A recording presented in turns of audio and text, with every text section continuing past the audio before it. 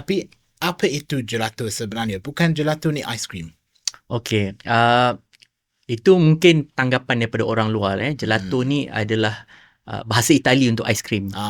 Itu mula-mula tanggapan common lah.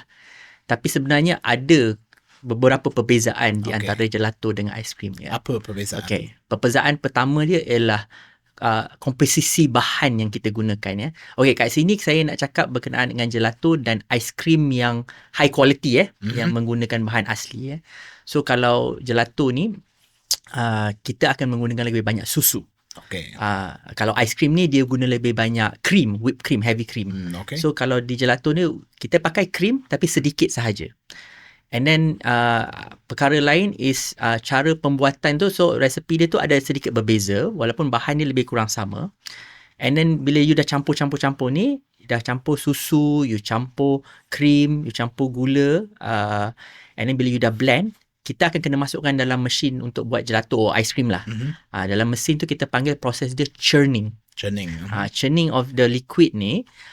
Kalau gelato ni dia dibuat secara lebih perlahan daripada ice cream. So maksudnya dia spin the liquid tu dan dia sejukkan tu secara perlahan-perlahan compared to ice cream. Ice cream dia lagi rapid.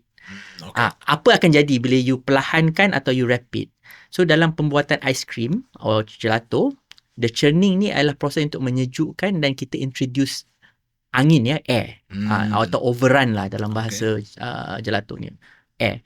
So kalau gelato ni sebabkan kita buat perlahan-perlahan, dia spin dia pun perlahan sedikit, jumlah angin yang kita introduce tu sedikit sahaja, dalam 20%. Kalau ice cream ni sebab kita spin laju dan dia sejuk secara laju, dia akan trap angin yang lebih banyak. So mungkin dalam 40 ke 50%. So overrun ni kalau you masukkan liquid 1 liter, kalau 20% dia akan jadi 1.2 liter. So dia kembang. Kalau ice cream tu maksudnya dia kembang lebih besar.